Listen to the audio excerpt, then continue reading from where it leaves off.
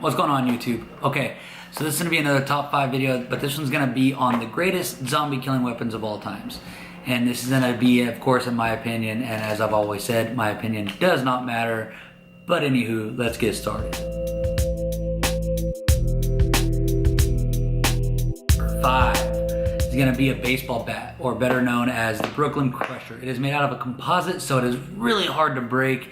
Some people say it is impossible to break. I'm not 100% sure on that, but it is made out of some sort of a weird composite that is just extremely durable, and it is yet lightweight. They make 2 different ones. They make a Brooklyn Crusher, and then they make the Brooklyn Shorty, and they are both extremely good for killing zombies, of course. But like I said, that is number 5, and we're gonna go into them a little bit deeper as we go along. So let's go with number 4. Number 4 is going to be a knife, or well, better known as a Bowie knife. A Bowie knife, it's got a long blade on it, and they stay extremely sharp as a point and stuff like that. You don't really need a blade with a knife because you're not really gonna slice with a knife. You're gonna more stab them in the head. I would go with the Bowie knife just because they're really thick on the spine of the knife, and there's really, they're extremely hard to break, so they're extremely durable, and that's one thing that you really need in a zombie apocalypse. But let's go with number 3.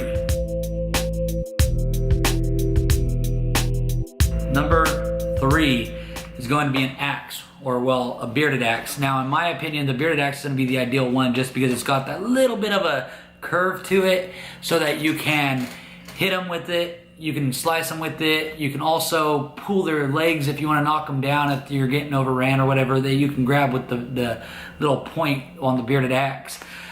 They're extremely lightweight. They're extremely versatile. You can throw them. You can hit them. They're heavy enough to beat somebody with or a zombie with. They're one of the ideal weapons in a zombie apocalypse. I would hands down always have an axe on me at every single point in time in a zombie apocalypse. But let's get started with number 2. Number 2 is gonna be a sword. Now, everybody thinks that the katana is the ideal sword in a zombie apocalypse, and let me tell you why you're wrong. A katana is not the ideal sword, only because of the fact that they're edged on one side. You don't have an edge on both sides. That's one reason. Second reason is that they're very temperamental. The blade itself, you actually have to polish and everything all the time in order to keep it sharp. Now, with that being said, they are extremely light and they are extremely fast, but they break a lot. I mean, they're just not a very strong, durable sword. And you can find a better sword that's more durable, that's stronger, that's two-edged, so you don't have to worry about always hitting them with that same side. Just, in my opinion, the katana is going to get you killed. But in my opinion, the sword that I would go with is going to be the Roman longsword.